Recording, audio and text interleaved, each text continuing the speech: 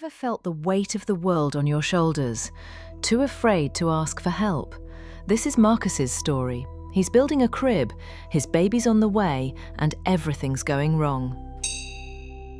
Discover how overcoming the fear of asking for help can unlock true strength and transform challenges into opportunities for connection and growth.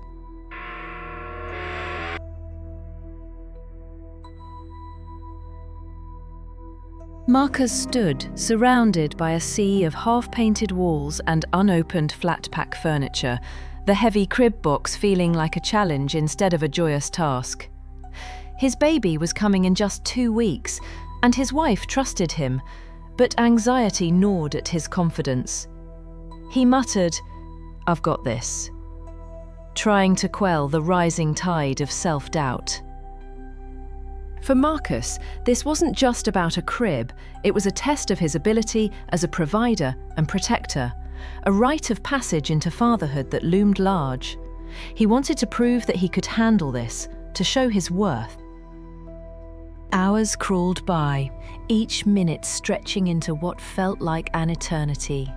The crib's instructions were a confusing mess of diagrams and vague steps, each more perplexing than the last. He felt more lost with every attempt. Screws vanished into thin air, parts seemed to defy physics, and frustration grew with each failed connection. He slammed a tool down on the floor, feeling the pressure building inside him. He felt defeated and alone. His wife's gentle voice floated up the stairs. "Honey, just call my dad. He loves this stuff." The suggestion felt like a challenge to his pride, a direct hit to his already fragile ego. "No, I can do it," he snapped back. His stubbornness masked a deep ache of doubt, a fear that he wasn't capable enough. The task felt impossible, and the weight of expectation pressed down on him like a physical burden. Then, with a sharp, sickening crack, a piece of the crib broke. The sound echoed the fracture inside his own confidence, a symbol of his perceived inadequacy. Slumping to the floor, Marcus faced the worst fear he'd always fought, the fear of appearing incompetent. He felt like he was failing before he had even truly begun. His anxiety whispered insidious lies, telling him he wasn't good enough, that he would always disappoint those who depended on him. The doubt felt like a suffocating cloud, trapping him. Yet as he stared at the broken part, a glimmer of clarity began to emerge. He wasn't doing this for himself, it was for his child, for their safety and comfort.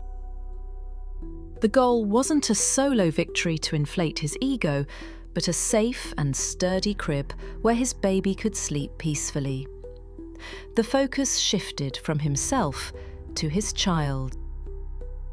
Swallowing the bitter pill of pride, he dialed the number he'd been avoiding. The act felt like a small defeat, but he knew it was the right thing to do. His father-in-law arrived not with judgment, but with a warm smile and a well-worn toolbox. His presence was reassuring, instantly easing Marcus's anxiety. They pored over the confusing instructions together, deciphering the cryptic diagrams and figuring out the missing steps. The teamwork felt comforting. "These are terrible," his father-in-law chuckled. "They get everyone." His words normalized the situation, easing Marcus's feelings of inadequacy. Working side by side, they repaired the broken piece and gradually brought the crib back to life, their combined efforts creating something solid and strong. As Marcus tightened the final bolt, a wave of calmness washed over him. Relief mingled with gratitude, and a sense of accomplishment filled him. He realized that asking for help wasn't weakness, it was the strongest act of all. It meant he was ready to protect his family, even if it meant sharing the task. Looking at the finished crib, Marcus felt a surge of love and protectiveness for his unborn child. He was ready for this new chapter in his life. He knew that fatherhood wouldn't be easy, but he also knew he didn't have to face it alone. He had support, love, and the courage to ask for help. From that day on, Marcus carried a new kind of strength, born not of self-reliance, but of the willingness to lean on others when needed. The courage to ask became his superpower, transforming his anxieties into opportunities for connection and growth. It was a lesson he would carry for the rest of his life. Marcus understood that true strength wasn't about never needing help, but about knowing when and how to ask for it. He embraced vulnerability, recognizing it as a source of connection and empathy. It was a gateway to deeper relationships and a more fulfilling life. Marcus learned that asking for help was not a sign of failure, but an act of courage and self-awareness. It was a testament to his strength, not a reflection of his weakness. With newfound confidence, Marcus faced future challenges with an open heart and a willingness to seek guidance when needed. He knew he was not alone. He embraced the support of his community, recognizing that together they were stronger and more resilient than they could ever be alone. And so, Marcus became a better man and a better father, not because he knew everything, but because he had the courage to ask for help when he didn't.